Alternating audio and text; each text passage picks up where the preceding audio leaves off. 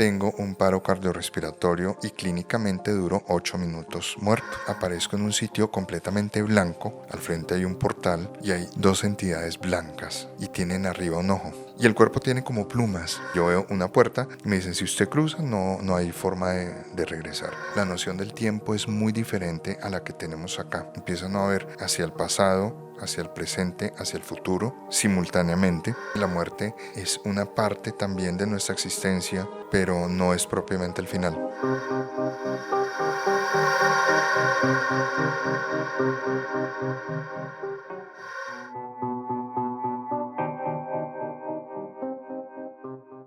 Hay vida después de la muerte. ¿En dónde están nuestros hermanos, nuestros hijos, nuestros abuelos? ¿Dónde está nuestra abuela, nuestro abuelo que falleció? Cuando el corazón deja de latir, todo el cuerpo empieza a descomponerse, solo somos carne y hueso, o hay algo espiritual, algo que tal vez sobrevive, la conciencia sigue viva.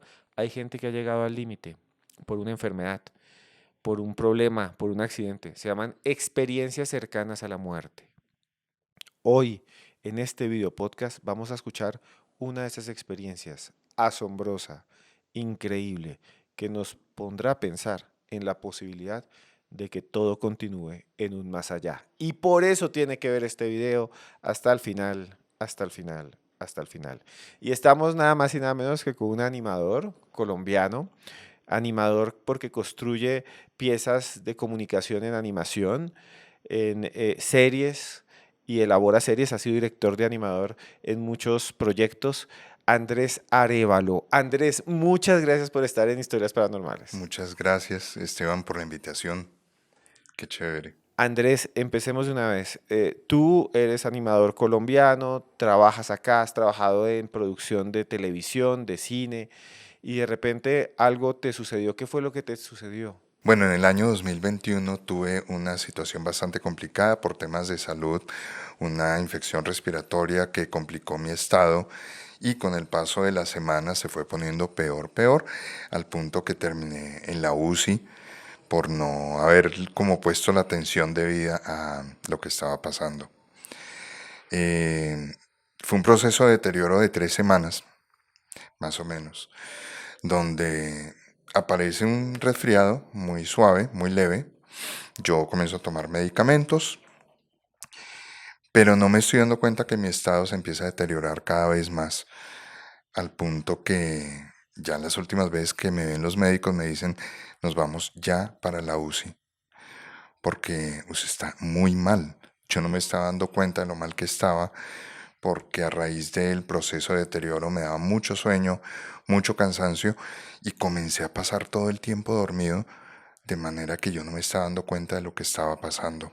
Físicamente comienzo a dejar de comer, a sentir mucho sueño, no tenía mucha fiebre, es que era lo raro, yo no me sentía realmente mal, sino que el deterioro físico se estaba dando más a nivel respiratorio, yo no estaba respirando, no comía, no me daba hambre porque además las cosas sí tenían un sabor pero como a sal.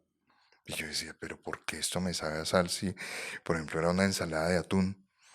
O me comía una manzana y me sabía, era como muy lejano el sabor de dulce, pero yo no pensaba que estaba con problemas con el gusto, digamos, que me estaba afectando esa parte.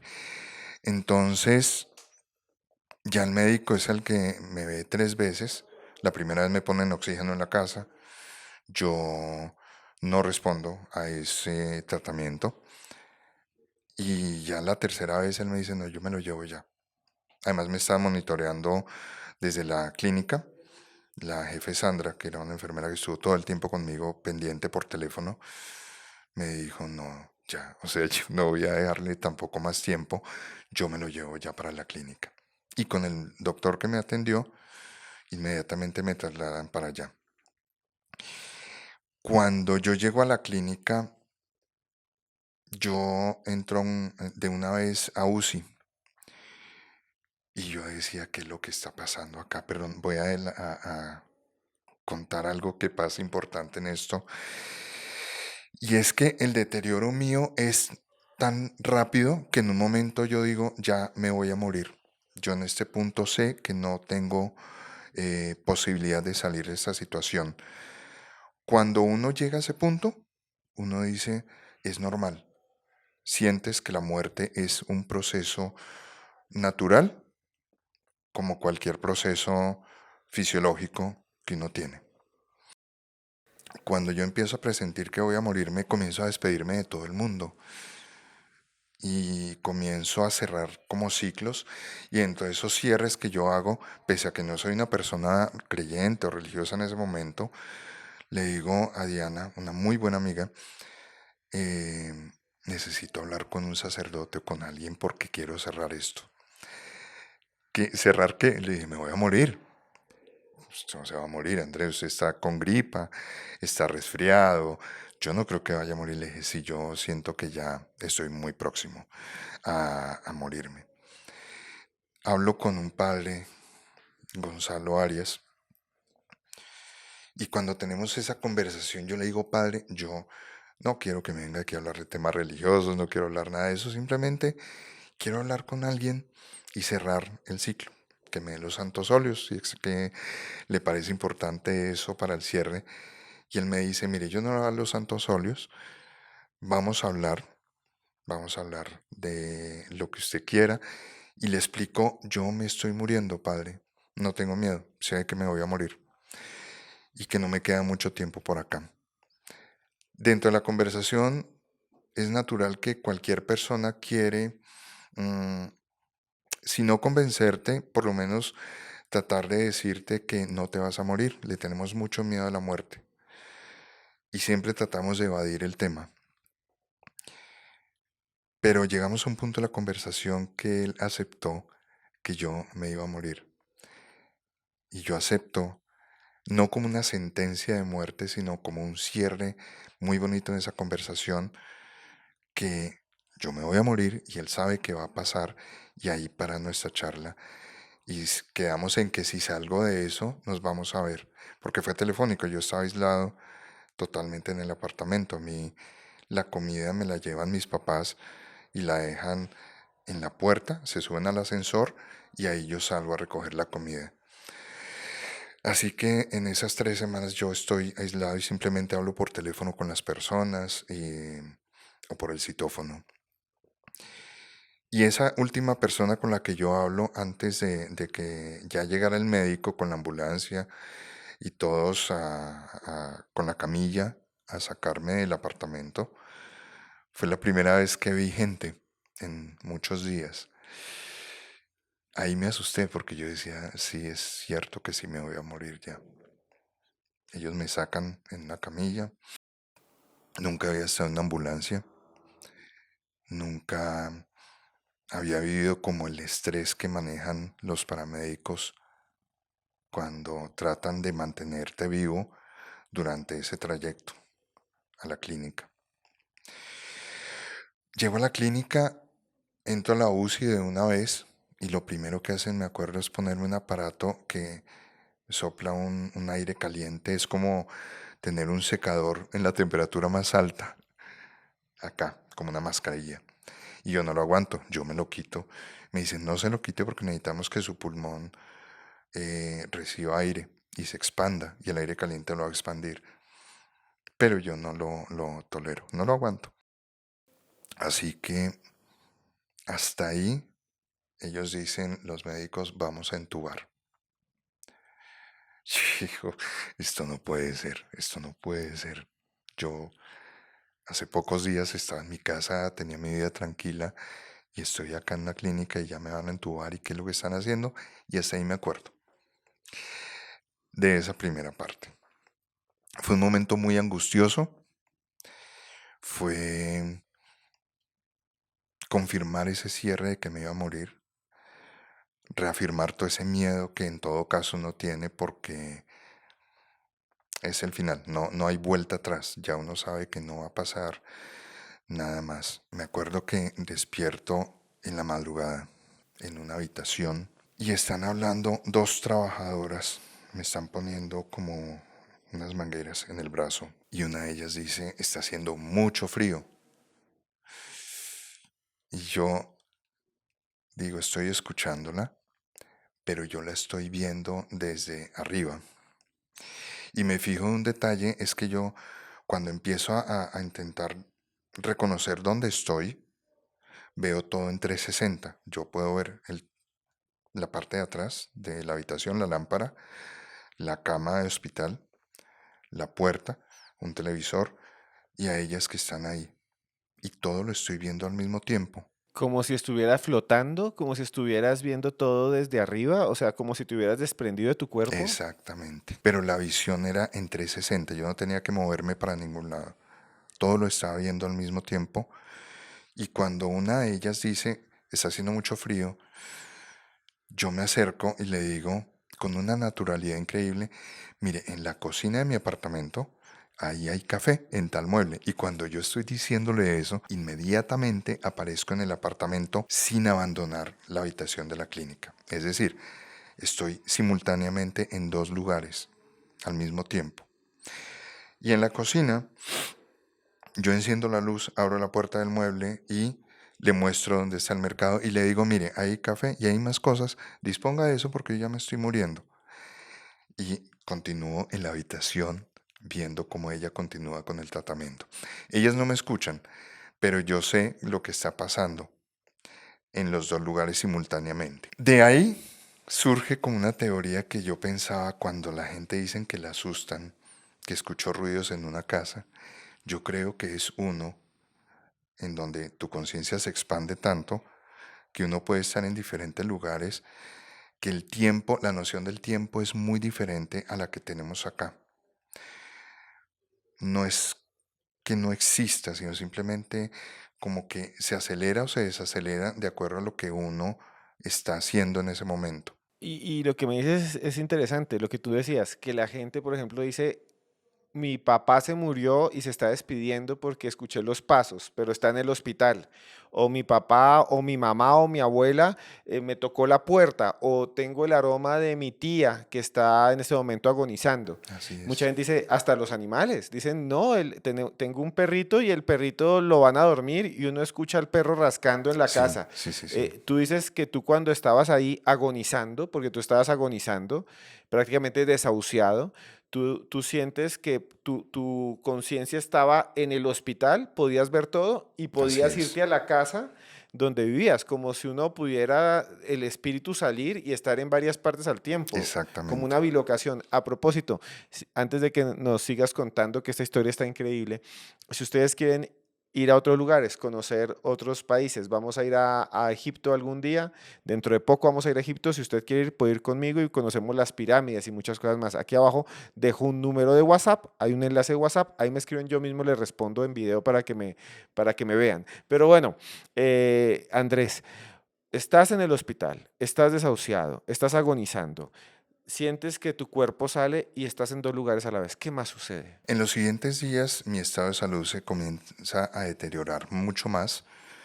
Eh, yo me estoy dando cuenta porque pese a que uno está inducido al coma, tiene momentos de lucidez.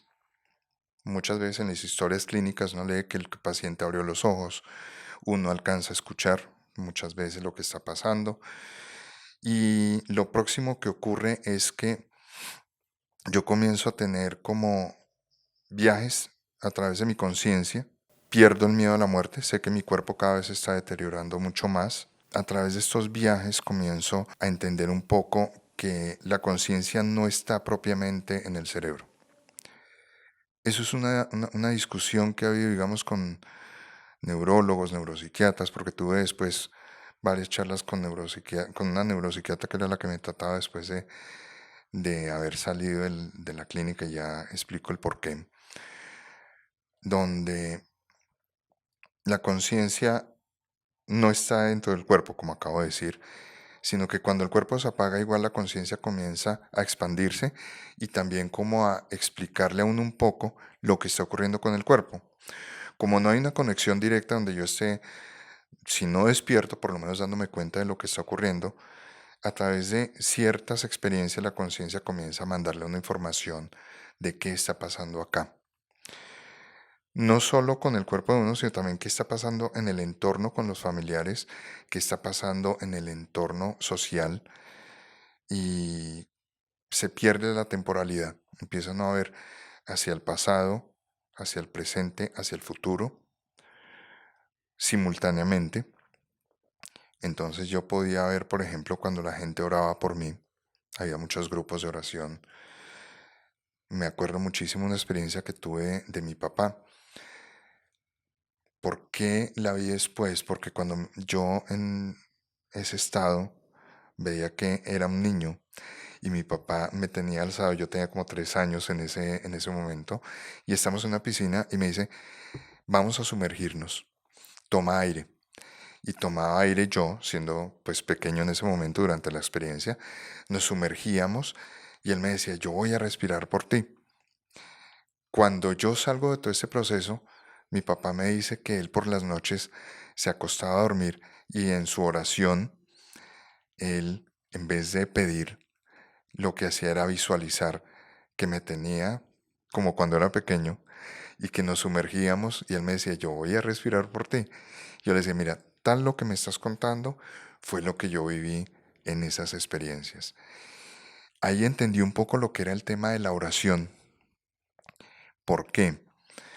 Cuando yo oro sin fe no pasa absolutamente nada. Cuando yo leo un fragmento de la Biblia o un libro sagrado, no pasa absolutamente nada si yo no tengo fe.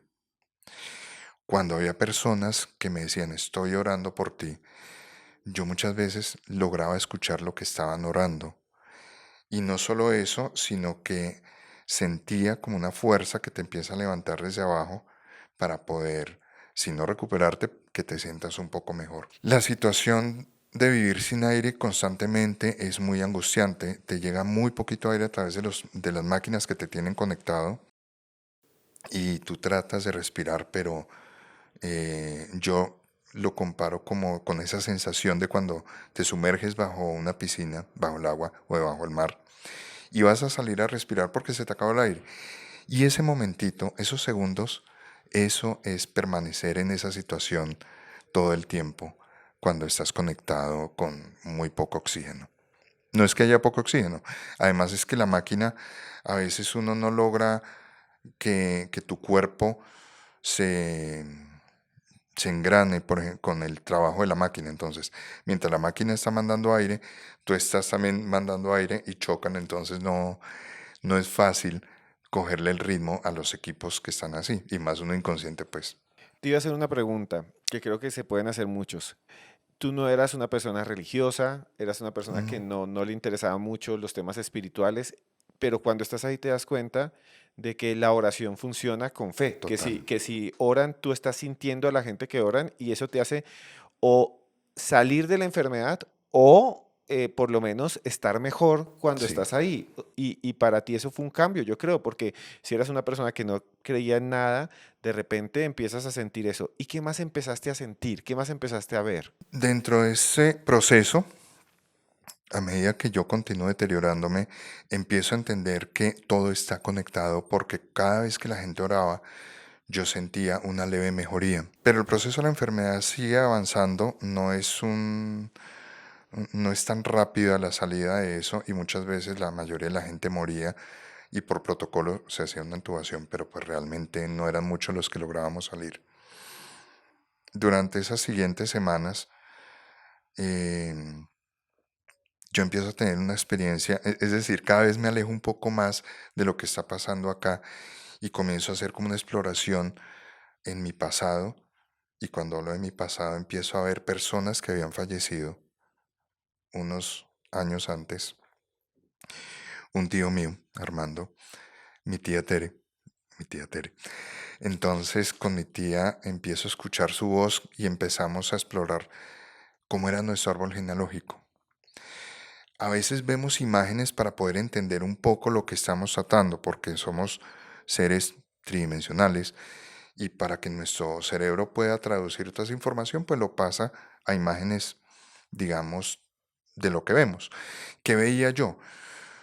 Un bosque muy grande, con unas raíces muy profundas, todas conectadas a la tierra. Y a medida que íbamos recorriendo el bosque con ella, yo no la veía, pero la escuchaba, me iba diciendo que cada árbol es un hogar, una familia, y las ramas eran sus descendientes, pero que también todas las raíces estaban conectadas entre todos. Es decir, todos hacemos parte de lo mismo y tenemos una sensación de que estamos aislados, que por ejemplo el regionalismo, el nacionalismo, el tema de las castas, siempre estamos como convenciéndonos de que estamos separados o aislados por idiomas, por formas de pensar, por ideas políticas, por religión, pero todo está conectado. Y digamos que te mostraban eso cuando estabas ahí en coma, porque estabas en Exacta, coma así inducido. es. Estabas en ese momento en coma inducido y tu pronóstico era grave, o sea, era de que estabas Reservado. prácticamente uno va a fallecer, o sea, que no hay salvación. Y entonces tú estabas ahí, estabas en ese punto y algo, o tu tía, personas fallecidas empiezan a aparecer y empiezan a mostrar cosas.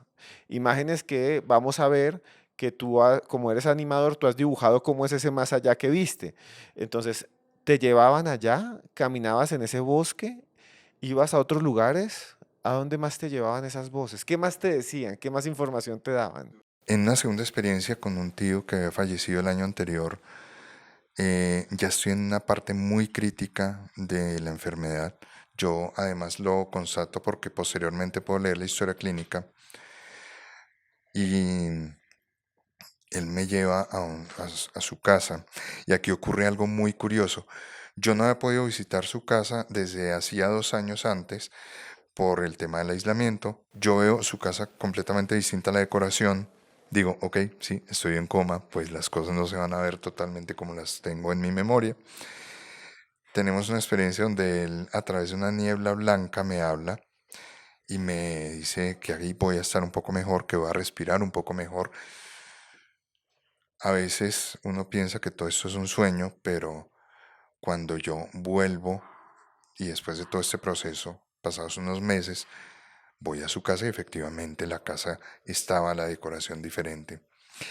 Y a mí me causa mucha curiosidad porque cuando le digo a mi tía, le digo, yo estuve acá, yo vi la decoración, cambiaste eso. Me dijo, sí, yo lo cambié, pero no nos veíamos hacía 2 años. Le dije, bueno, mira qué curioso. Yo sí estuve acá, pude ver todo esto. Y en esa etapa logro recuperarme un poquito más y logro recuperar un poco el aire. Siento que respiro un poco mejor solo cuando estaba con él. Las siguientes semanas sí tengo un paro cardiorrespiratorio y clínicamente duro 8 minutos muerto. Cuando llega ese momento, previo a esos días, deciden cómo despedirse de mí. Ahí es cuando yo digo que una persona en coma sí tiene episodios que puede escuchar porque me ponían mensajes a través de un teléfono, supongo que era un teléfono, y familiares se despedían. Algunos me daban como palabras de aliento para cerrar el ciclo. Y me acuerdo mucho de una oración muy bonita que escribió una prima mía, Andrea. A través de esa oración comenzó a sentir una leve recuperación dentro de todo ese sufrimiento que está uno pasando. Esos mensajes de despedida me hacen además entender un poco que el tiempo ha avanzado, han pasado seguramente varios días o semanas y yo ya estoy en la etapa final de fallecer. Llega el momento del fallecimiento y me doy cuenta por qué. Ya no puedo respirar absolutamente nada. Estoy totalmente cerrado. Escucho que los médicos están angustiados y hablan y suenan equipos. Yo todos los días escuchaba unas máquinas, pero ese día escuchaba más máquinas. Y los escuchaba hablar. Y yo llego a un punto en que ya el cuerpo no me está respondiendo, yo ya no estoy respirando para nada. Me desespero. Y en medio de ese desespero aparezco en un sitio completamente blanco, como el que uno ve, digamos, en las películas, con nubes en el suelo. Al frente hay un portal y hay dos entidades al lado y lado, vestidas, no, son dos entidades blancas, muy altas, tal vez miden 13 metros, supongo yo, y tienen arriba un ojo, cada una. Hay una que está más atrás, la otra está un poco más adelante hacia el lado derecho. El ojo se parece mucho como a lo que es la pluma de un pavo real y tiene una aureola levemente blanca en la parte de atrás de la que llamaríamos cabeza. Y el cuerpo tiene como plumas, pero son como destellos de luz. Ellos me hablan y utilizan un idioma como muy avanzado, muy concreto. Lo que ellos dicen en 2 palabras, yo tendría que escribirlo acá en un libro completo, porque la forma como se comunican es muy puntual. No tienen como mucha emoción, digamos, uno esperaría que te digan, no, te amo y bienvenido y todo el rollo. Simplemente me dicen, te estás muriendo. Y yo sí, me estoy dando cuenta y estoy desesperado porque no puedo respirar y tengo mucho miedo. Ahora sí tengo miedo en este momento de lo que está pasando. La angustia de escuchar a los médicos, la angustia de no poder respirar, se juntan y uno se pierde. En esos son segundos tal vez. Y pierde la cordura, pierde como la tranquilidad que tenías de venir con ese proceso de decir, sí, me estoy muriendo, que no importa, porque sabes que no va a haber un próximo momento más. Ahí se va a acabar todo. Y ellos me dicen con mucha tranquilidad, me dicen, sí, te estás muriendo, no te preocupes que no va a pasar nada. Sí, ¿cómo que no va a pasar nada? Oiga, los médicos, mire todo lo que está pasando. Entonces me dicen, si se muere, no pasa nada. Si sale vivo igual, tampoco le va a pasar nada. No se preocupe que a la larga todo está muy bien. Y quería preguntarte, esas entidades que son dos seres blancos grandes que se ven, que tienen dos ojos, ¿te están diciendo eso con una voz? ¿Cómo te están hablando? Te hablan en la mente. Y entonces cuando me logro tranquilizar y me piden que le quite la atención como a ese momento tan angustiante, doy como un paso, digámoslo, hacia adelante y digo, sí, ok, mi cuerpo se está ya muriendo, se está cerrando, pero mi conciencia sigue acá y no está tan angustioso como yo lo estaba sintiendo hace un momento. Escucho a los médicos, escucho todo lo que está pasando, pero es como si estuviera en un escenario atrás. Yo ahora estoy al frente de ellos, al frente de la puerta, y estoy muy tranquilo. Y le quito la angustia a ese momento y me ubico en un momento de mucha paz. Y tenemos una conversación muy tranquila. Y lo primero que yo les pregunto cuando miro la puerta al frente, le digo, ¿Dios existe? Y me responden, de la forma como muchas religiones lo conciben, no, no. O sea, no hay un Dios único y verdadero. Dios es todo. Es tan todo que si usted tuviera a Dios al frente no lo podría reconocer, porque nos falta como mucho entendimiento para poder lograr comprender un poco lo que es la palabra Dios.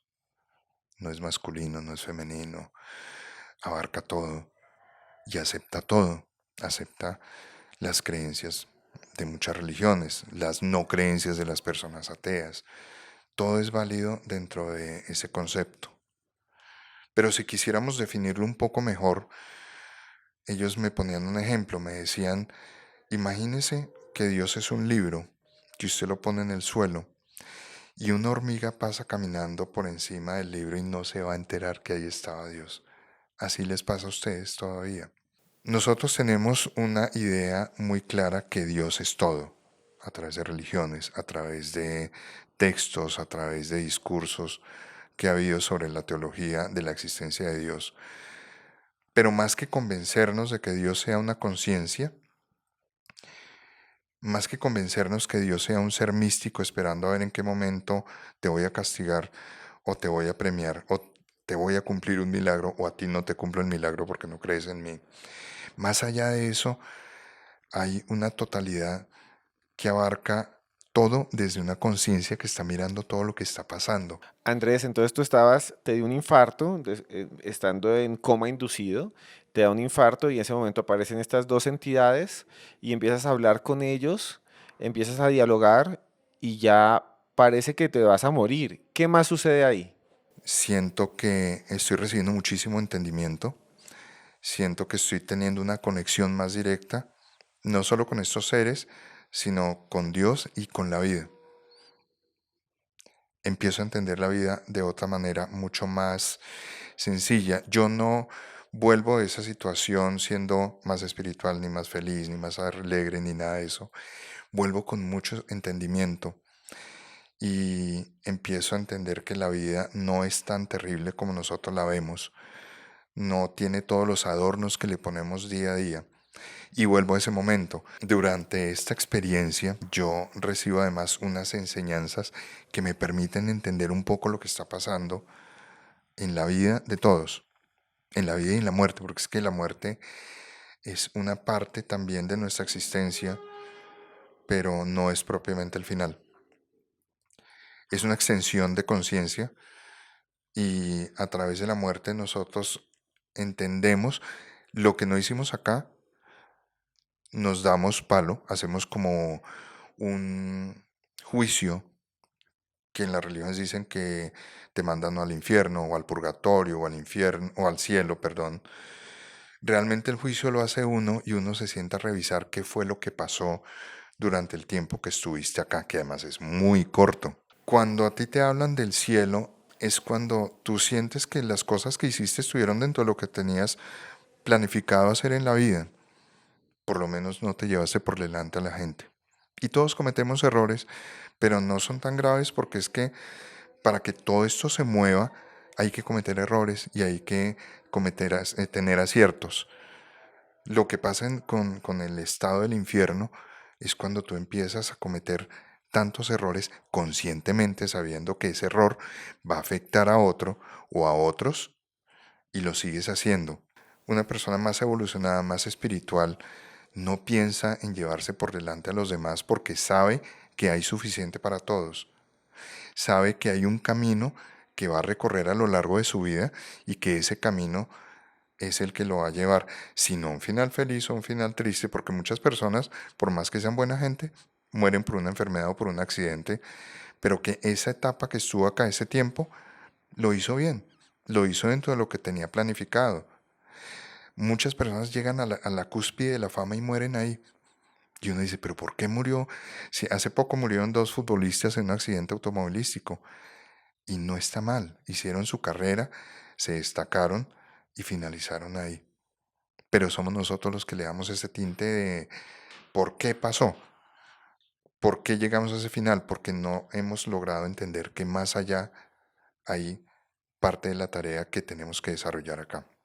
Y eso fue lo que tuviste en ese momento, o sea, cuando esas dos entidades se te presentaron, te hablaron, te tranquilizaron y te dijeron más o menos lo que nos has contado. Eso que estamos hablando. Y eso te lo contaban en algún momento, o sea, tú hablabas con ellos, preguntabas y eso te respondían. Y otra pregunta que te iba a hacer, muchas personas que nosotros hemos entrevistado que han tenido experiencias cercanas a la muerte, dicen que ven también como una especie de puerta, un túnel, Claro. y ahí te dicen, aquí no puedes pasar, o si quieres pasa, pero pues ya no vuelves, o devuélvete porque todavía no es tu hora. ¿Tú viviste también, viste esa Claro. puerta o viste ese lugar? Durante el diálogo, como no hay tiempo y no hay como un lenguaje de palabras que pudiera yo medirlo, sino simplemente tenemos un intercambio de sensaciones, de pensamientos, o por lo menos lo que yo puedo traducir en ese momento, llegó un punto en que digo, bueno, ¿qué hacemos acá? Me dicen, usted puede cruzar o puede regresar. Si cruza, no hay vuelta atrás. Cruzar la puerta que yo tenía al frente, que yo veo una puerta con un muro y ellos están adelante de esos muros, de ese muro, uno más acá. Me dicen, si usted cruza, no hay forma de regresar. Pero si quiere regresar, es decisión suya. Eso sí le advertimos, no va a ser la sensación más chévere, va a haber mucho sufrimiento, pero pues eso es lo que usted decide. Yo decido volver primero por mi hijo. Yo no pensaba que mi hijo se fuera a quedar solito a los 13 años en ese momento. Quería volver por él, por mi familia, y porque yo sentía que todavía faltaban cosas por hacer. No siempre le dan a uno la opción de... Mucha gente queda con cosas por hacer, pero le toca ya irse. Porque también les entendí que muchas de esas tareas se terminan al otro lado y no acá. Entonces, a esas personas no es que se les dé el chance de volver, pero sí de terminar sus tareas. ¿Cómo? A partir de la inspiración a otras personas, a partir de la enseñanza que dejó aquí a otras personas, a partir de un negocio, que el negocio siguió prosperando para darle empleo a otras personas y para que esa filosofía, ese negocio, contagie a otras personas. Andrés, te quería preguntar, tú como eres animador, nos estás proporcionando imágenes, vamos a ver imágenes de lo que viste, de esas entidades, de esos seres y de esa puerta. Y muchas personas también cuando tienen estas experiencias cercanas a la muerte dicen que ese lugar se siente real, que no es como un sueño, que estás viendo y que la puerta es real. En algún momento te mostraron qué hay después, te abrieron, estaba cerrada, qué había al otro lado, que sería el más allá, ¿no? Esa sería, en teoría, sería la vida después de la muerte, como lo que hay después de ese límite que te dicen, bueno, puedes cruzar o te quedas. Yo logro asomarme, digámoslo Ah, así, te asomaste. un poquitito. Sí, sí, porque igual yo tomo la decisión de regresar y, digamos, ese asomo me permite ver que hay infinito, o sea, todo es muy grande, nosotros somos muy pequeñitos, somos un fractal pequeñito de toda esa conciencia tan grande que hay. Por eso yo hace un momento tocaba el tema que todo está conectado y que el concepto de Dios es mucho, mucho más grande de lo que nosotros sentimos acá. Más allá de la emoción, hay una conciencia gigantesca interconectada todo con todo. No hay castigos, no hay... Es decir, si yo me quiero castigar en el más allá, soy yo el que se sienta a darse palo. Si yo me quiero ir para un infierno, pues yo me voy para el infierno, porque eso es lo que yo estoy creando en mi cabecita. ¿Mm? A mucha gente le pesa sus crímenes, eh, si robó durante toda su vida, por ejemplo, un ejemplo feo, los políticos, que les fascina por ego subir al poder y manejar eso, y no está mal hacerlo, en la medida en que tu tarea deje algo bueno para las demás personas. Pero cuando yo me subí fue a robarme todo lo que me pude robar, allá empiezo a pensar cuánta gente afecté con mis acciones, y eso realmente viene siendo el infierno, el peso de las acciones que yo hice acá, porque como tengo que seguir haciendo cosas al otro lado. Y al otro lado, ¿qué veías? ¿Cómo se ve esa conciencia? ¿O solo la sentías o no se puede describir? Tú que eres animador, que trabajas Pues diseñando, ¿qué fue cómo se veía? yo he tratado de transmitirla en imágenes y es muy difícil. He tratado de darle una identidad y también es muy complicado. Sin embargo, pues hay imágenes que tengo creadas muy cerca a aproximarse un poco a lo que yo viví y a lo que yo percibí. Como te digo, hay eventos que uno traduce en imágenes y en sonidos a lo que puede entender. Te pongo un ejemplo. Hace 3000 años, alguien que viera un cohete va a decir que era un carro con ruedas de fuego, porque no sabe que es un cohete. Y tal vez es lo que nos pasa a nosotros, muchos de los que llegamos a ese límite, que no tenemos una forma concreta para describirlo, porque nunca lo hemos visto. Por eso te digo, cuando uno ve a Dios, tal vez no se va a enterar de que es Dios porque no ha visto más allá. ¿Qué nos queda como camino? La fe, la oración, el sentirnos conectados, el sentir que todo hace parte de una misma eh, realidad, el aceptar que la realidad es como es. Y bueno, estabas ahí en coma, fueron 8 minutos de infarto. ¿Para ti cuánto tiempo fue? Una eternidad. Es que allá no hay tiempo, es una eternidad. Yo me puedo quedar lo que yo quiera quedarme allá. ¿Mm? Entonces, no es que sea más largo, es que la percepción es muy diferente de tiempo allá a la que tenemos acá. Yo podría permanecer mucho tiempo hablando con ellos y acá simplemente pasaron 2, 3 segundos de paro cardiorrespiratorio. Clínicamente, pues pasaron 8 minutos. ¿Mm? Pero yo siento que estuve mucho tiempo allá. Hablábamos, me mostraban cosas, me asomé, volví, ¿Y qué no te tenía mostraron? miedo. Así que tú digas esto, que recuerdes que te han mostrado. De lo que yo tengo de recuerdos vivos era como una conciencia que era como un océano infinito y me mostraban cómo funcionaba la vida, cómo funciona la existencia de una persona. Y era dentro de ese torrente, como que esas gotitas que quedan suspendidas, eso es una vida. Y cuando vuelve y cae, vuelve al torrente, vuelve a Dios, digámoslo así. Pero cuando queda suspendida es esa sensación que tenemos de que estamos aislados, que yo soy totalmente aparte de lo que haces tú o de lo que haces tú y que estamos viviendo cosas completamente distintas, pero no, todos estamos viviendo en una misma realidad y el tema es cómo lo estamos percibiendo. Y cuando morimos, volvemos a ese torrente y nos damos cuenta que todo estaba conectado dentro de ese espacio y tiempo que aquí tratamos como de dividir y que buscamos encontrarle como una lógica. Y hay cosas que no tienen lógica, simplemente hay que saberlas vivir. Hay que fluir con esa vida. Hay como unas lecciones que ellos me dejaron y una de esas era no querer saber más o no querer entender más de nuestras capacidades. ¿M?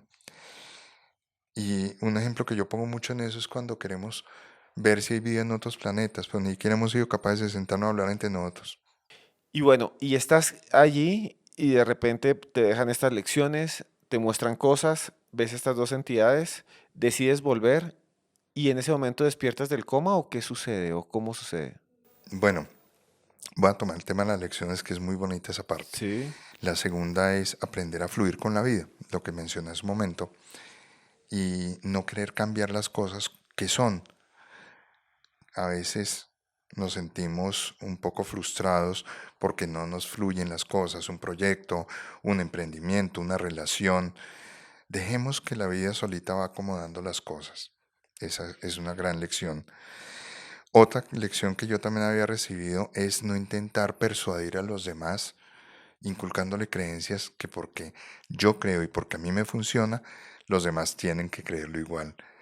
Yo puedo contarte una idea, yo puedo compartirte algo, pero no tengo por qué obligarte a que necesariamente lo tengas que creer. Porque no le va a funcionar a la otra persona y porque va a tener una versión completamente distinta a lo que yo quiero transmitir. Es muy importante aprender a comunicarnos sin obligar a las demás personas. Y la última lección tiene que ver con honrar las cosas así no sean reales. La frase que usaron fue: honra lo real, no importa que no lo puedas palpar. ¿A qué se refería eso? Si tú crees en el amor, haz que tu vida vaya en esa dirección todo el tiempo. Si tú crees en la justicia, que son cosas impalpables, haz que tu vida, tus actos, tus palabras vayan en esa misma dirección. Si yo creo en el arte o en la música, o haz que tu vida, tus instrumentos, las cosas que utilizas como herramientas para transmitirlo, también vayan en esa dirección. Siempre honra las cosas en las que tú crees. Es muy importante eso. Eso le va a dar dirección y le va a dar una motivación a tu vida. Todo esto te lo dijeron en la Sí, antesala de la sí, sí, muerte. sí. Eran como unas lecciones de vida cuando yo decido devolverme. O sea, tú dices, me voy a volver y enseguida ellos te dicen, sí, pero sepa esto. Sí, más o menos dicen, espérate un momentito, Usted se va a no te devolver, devuelvas. usted está teniendo una experiencia cercana a la muerte, no se va a morir, pero va a volver con este mensaje y se lo puede contar a las personas. No le dijeron, guárdelo en secreto o esto no lo puede decir. No le contaron cosas que dijeron, estas entidades no le dijeron, te voy a decir algo, pero solo es para ti. No, porque es que ellos son muy universales en todo, como para ellos todo es lo mismo. Lo que sí es cuando yo voy a regresar en un momentito, ven, que te vamos a contar unas cositas que te van a servir. Y es esto, con lo que yo regreso. Son lecciones aparentemente muy sencillas, pero muy difíciles de poner en práctica. Pero eso, más que un precepto, es como una guía para vivir más tranquilos. ¿Mm? Y te iba a preguntar, entonces tú vuelves, pero antes de eso, estos dos seres de luz que son altos, eh, en muchas religiones se habla de que los seres de luz tienen diferentes nombres, ángeles, arcángeles. ¿Tú qué crees que eran? Yo los llamaría ángeles. Por la forma que tenían, sí, no tienen alas y no tienen apariencia humana, pero los destellos que lanzaban eran parecidos a plumas. Yo creo que por eso es que los dibujan en el arte con plumas. Tenían un destello blanco en la parte de atrás. En todo su cuerpo salían destellos y pequeños filamentos como de luz blanca en esas plumitas que se veían más o menos. La mirada era muy intimidante, inspiraban mucho respeto. pero no eran, digámoslo, con alguna intención de hacer daño. Lo que pasa es que tiene una presencia, una energía muy fuerte, y más fuerte era asomarse al portal. O sea, no me imagino qué hubiera pasado si no hubiera logrado pasar allá. Era muy fuerte. Yo por eso me devolví, porque sientes que no eres digno de estar ahí. O sea, si te vas a asomar por curiosidad o por morbo, no lo hagas. O sea, asómate con una intención, pero no es un espacio para no tomárselo en serio. Cualquier cosa que hagas, hazlo desde la conciencia, con respeto y con la solemnidad que hay que tener con ellos. Y tú volviste y después de un tiempo despertaste del coma. ¿Y qué te dijeron los médicos y qué te dijo tu familia? Si hay una parte donde a ti te quitan los tubos, te despiertan, pero el proceso continúa de recuperación, no es tan fácil, y tu conciencia vuelve a adaptarse al cuerpo. ¿Por qué? Porque durante las semanas previas a mí se me olvidó dónde me quedaba el cuerpo. Es decir, yo no sabía dónde quedaba una mano, no sabía dónde me quedaba un pie, escuchaba a los médicos, pero estaba era como flotando en un espacio que yo no tenía claro cómo era yo corporalmente. Así que me costaba mucho entender dónde quedaba una mano, una pierna, un brazo. Solo un día, dos, no sé, dos personas, personal de la salud que está en la clínica, me están poniendo un catéter subclavio y se equivocan. Y entonces me hace muy duro y dice, hágale duro que ahí entra. Ay, era el otro lado, era en la arteria, no en la vena. Lo cambian y a mí me está doliendo terriblemente y le dice, tranquila que él está dormidito, él no siente, hágale duro. Y yo, Dios mío, sí, claro que me está doliendo y me está doliendo mucho. Esa fue tal vez de las pocas veces que logré entender qué era lo que estaba pasando con mi cuerpo después de tantas semanas donde yo no sabía lo que estaba pasando. Mm. Posteriormente, cuando yo regreso y me estuban y despierto, me cuesta mucho entender la conciencia que estaba, digamos, flotando para arriba y para abajo. Ahora está otra vez en el cuerpo, no lo puedo manejar muy bien y los medicamentos también te afectan. Entonces no podía hablar bien, eh, no tenía fuerza ni siquiera para sentarme ni para coger algo con la mano ni nada. Fue un proceso bastante largo y bastante difícil adaptarme al espacio nuevamente. Y cuando despiertas y te recuperas después de ya haber estado en coma, de estar muerto clínicamente, de volver con un mensaje, le empiezas a contar sobre lo que viviste, sobre esos seres de luz con destellos, sobre esa puerta, sobre ese más allá, sobre ese asomarse al más allá. Se lo empiezas a contar a tus amigos y conocidos. ¿Qué empiezan a decir a los médicos, a los neurólogos? ¿Qué empiezan a Sí. decirte los médicos? Cuando yo le toco el tema de la experiencia, me dice, mira Andrés, olvídese eso.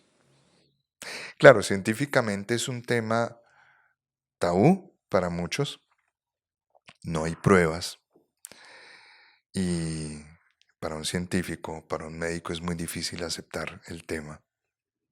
Generalmente dirían, es que las drogas, sí, las drogas me generaban sueños con delirio de persecución, pero era muy distinta la experiencia a lo que yo viví y al cambio de vida que te genera esas experiencias. Si hubiera sido un sueño, uno se levanta al otro día y dice, claro, mire, tuve un sueño, una pesadilla, porque los medicamentos que me proporcionaron me generan X sensación.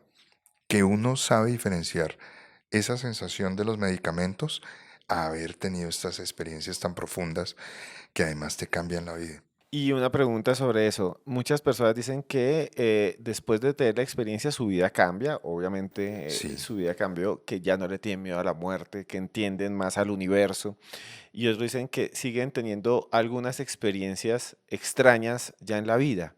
¿Tú has tenido más experiencias, has vuelto a ver esas entidades o nunca más volvieron a aparecer o has tenido alguna sensación después de todo esto? algo que me ha seguido ocurriendo es el cambio de conciencia. Muchas veces yo estoy en un lugar y en vez de estarte viendo acá de frente, comienzo a verte desde otro lado, o si estoy conversando con una persona, lo puedo ver más allá de o su pasado o su presente o una enfermedad. Claro, yo no puedo estar en la calle diciendo, oye, tienes el hígado fregado, revísatelo. Pero a veces, en algunos casos, sí, en ciertas conversaciones que se da el espacio, digo, mira, tengo que decirte, ¿por qué no vas al médico y que te miren un riñón? ¿Por qué? ¿Qué? ¿Estoy pálido? No, no estás pálido, solo voy a que te miren el riñón. Y efectivamente ocurre que la persona tiene alguna afectación en su salud. Como si hubieras quedado con un don. Sí, sí. Es un don realmente lo que tengo de anticiparme o de ver un poco más allá de lo que está pasando. Pero que haremos algo, tú no haces ni consultas, ni tienes un consultorio, ni sacas brujería, ni Bueno, esas no, no, cosas. no, no, no. Porque van a decir después, no, se inventó todo esto porque es un brujo. No, no, No, no, no, no, nada. no. Solo Lo nos que está yo hago haciendo. es que dentro de ciertas conversaciones con personas cercanas, Sí, un amigo, lo o hago. estás Sí, sí, almorzando con sí. alguien y dices, tengo esto, pero no, Exacto. porque después van a decir, no, hicieron este podcast No, para... no, no, No, no, no, no, no no, tiene no nada tiene que nada ver. que ver. Y lo otro que te iba a decir, y muchos dicen que vienen con visiones del futuro, como Sí. que les mostraron, esos seres te mostraron tu futuro o el futuro de la humanidad o algo así. Es que, como mencionaba, la conciencia es expansiva, se mueve hacia el pasado, hacia el futuro. Hay muchas líneas de tiempo, hay muchas posibilidades. Nosotros estamos en un periodo de tiempo muy complejo por el cambio de era.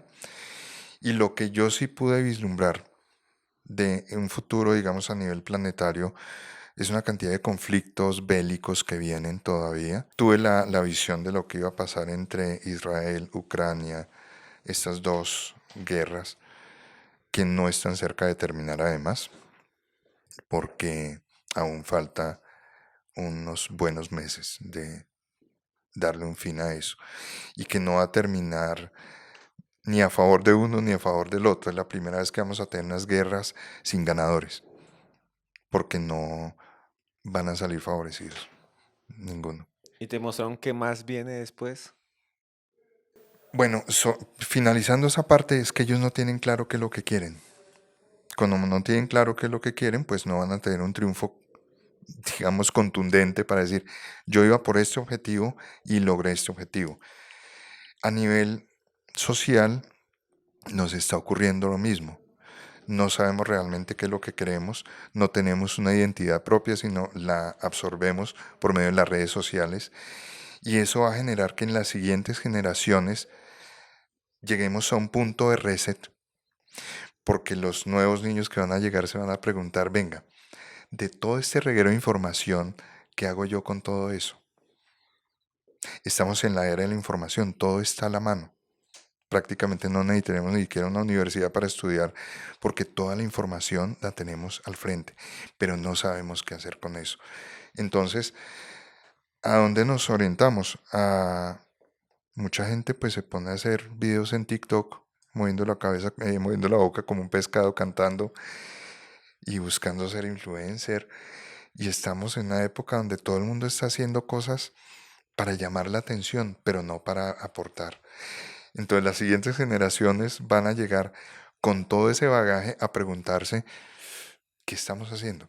O sea, paremos esto, miremos de toda esa información qué es lo que realmente sirve y qué es lo que realmente no nos sirve y volvámonos unos sobrevivientes virtuales, porque eso es lo que va a pasar. Estamos pasando a una virtualidad donde si tú no tienes una presencia de internet, no existes en este mundo real. Andrés, y ya estamos a punto de terminar este podcast. Tuviste esa experiencia, estuviste semanas en coma, tuviste un infarto, un paro cardiorrespiratorio, volviste con un mensaje. O sea, estuviste en coma y regresaste con un mensaje. Y, y nos los has contado, como esas cosas que te dijeron. Y también te llegaste como con una visión diferente del mundo. ¿Le quieres enviar un mensaje a personas que estén tal vez viviendo experiencias similares con familiares o en ese momento tal vez nos vean en un hospital o alguien que tenga una situación de salud también que como tú decías, uno sabe, tú sabías, tú decías ya me voy a morir, alguien que esté viviendo así, le quisieras dar un mensaje a esas personas? Hay varios espacios que yo he encontrado para compartir con personas con enfermedades terminales que manifiestan su miedo a morir. Yo no te voy a decir que es inevitable ese proceso. La muerte es una experiencia muy personal. Cada uno se muere, y esto es muy feo decirlo, a su manera. Es igual que el nacimiento. Eres tú el que está saliendo a través del útero de tu mamá. Eres tú el que está cambiando de haber estado en un medio de 9 meses dentro de tu mamá a estar afuera. Alrededor hay médicos, está tu mamá, está tu familia, todos están esperándote, pero la única que está viendo, la única persona que vive la experiencia, eres tú. Y lo mismo ocurre cuando nos morimos.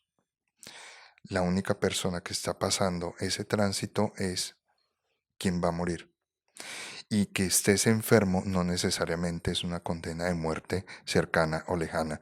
Muchas personas se levantan, muchos no se levantan sin estar enfermos. Muchos tienen accidentes automovilísticos y se van y no tenían contemplado que se iban a morir ese día. Entonces, más que tener la predisposición a que porque estoy enfermo y porque me dijeron que soy terminal, ya me voy a morir, no te mueras antes de que llegue ese momento. Trata de vivir ese tiempo que te queda, si no de disfrutarlo, por lo menos lo más consciente posible. Si tienes un ciclo que cerrar, si tienes una relación por cerrar, o con un amigo, con un familiar, con un hijo, procura cerrarla y cuando llegues al momento de fallecer que no se te quede nada amarrado, que tú puedas decir, ya, paso al otro lado y si me queda una tarea pendiente, que sea una tarea que yo tenía en vida y no que sea una deuda que yo no alcancé a terminar por atravesar esto. Yo le digo a mucha gente, alguna vez di una charla en un pabellón de enfermos de cáncer, que lo que vemos a veces como malo, que nos digan que nos quedan unos meses de vida, realmente es una gran ventaja, porque como te menciono, mucha gente tiene un accidente automovilístico y no le dijeron que se iba a morir ese día. Y él tenía planeado volver a su casa. Entonces, los que tenemos ese tiempo para morir, para saber que vamos a cerrar el ciclo, hagámoslo de la manera más limpia posible, de la forma más bonita posible.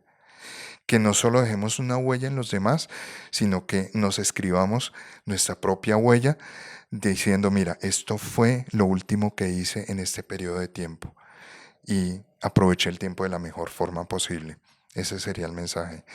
Y a los que contemplamos que mucha gente piensa que no se va a morir también, el mensaje es importante saber que sí te vas a morir, que no es una condena tampoco, que aproveches el tiempo y que la muerte no es propiamente el final, no es tan mala. Lo mismo a las personas que están atravesando un proceso de duelo por el fallecimiento de un familiar.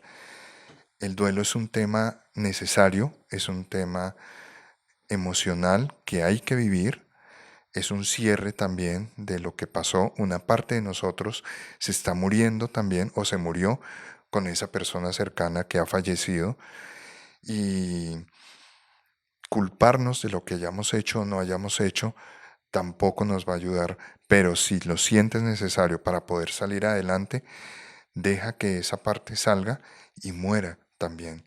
Muera como pasó con esa persona cercana, con ese familiar, pero trata de no culparte. Cada uno tiene, como te digo, un modo de vivir y un modo de morir, y es muy personal. Nadie ha afectado ese proceso de muerte. Eres tú el que se muere. Andrés Arévalo, animador, director de animación, hace series de televisión, ha hecho comerciales también de Sí. televisión.